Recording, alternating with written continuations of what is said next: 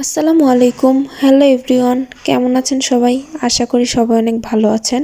আলহামদুলিল্লাহ, আমি অনেক ভালো আছি। জীবিকা নির্বাহের জন্য মানুষকে কত কিছুই করতে হয়, তাই না? আজ আপনাদের সঙ্গে শেয়ার করব মেশিনের মাধ্যমে কিভাবে গাজর পরিষ্কার করা কিংবা ধৌত করা হয়। ফজরের আজানের পরপরই কৃষকেরা মাঠে চলে এসেছে। দেখেন এত কুয়াশার মধ্যে তারা কি কষ্ট করেই না কাজ করছে। আগের দিনের মানুষেরা আরও বেশি কষ্ট করত, কারণ তখন এত মেশিন ছিল না। এখন সব কিছুর জন্যই অনেক মেশিন চলে এসেছে। এই মেশিনের মাধ্যমে একসঙ্গে 30 বস্তা গাজর একবারে ধুয়ে ফেলা হয়। আগেকার দিনের মানুষেরা হাতে কিংবা পা দিয়ে ডলে ডলে এই গাজর পরিষ্কার করত।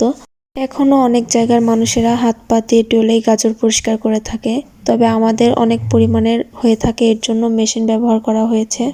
মেশিনের কারণে অল্প সময়ে অনেক বেশি গাজর ধোয়া হয় এবং শ্রমিকও অনেক কম লাগে। সবাইকে গাজরের দাওয়াত রইল, চলে আসবেন সবাই। গাজর ধোয়ার স্টেপের মধ্যে সব থেকে আমার ভালো লাগে এই স্টেপটি। একসঙ্গে সব গাজর কিভাবে ছড়িয়ে ছিটিয়ে পড়ে যায়। সামনে থেকে দেখতে এটি অনেক সুন্দর লাগে। যেই আঙ্কেলদের দেখছেন, ওনারা অনেক সকালে চলে আসে কাজের জন্য। অনেক দূর দূরান্ত থেকে ওনারা এসে থাকেন।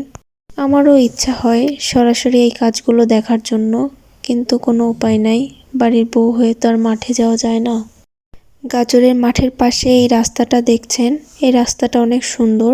দুই পাশ দিয়ে গাছ এবং মাঝের রাস্তা।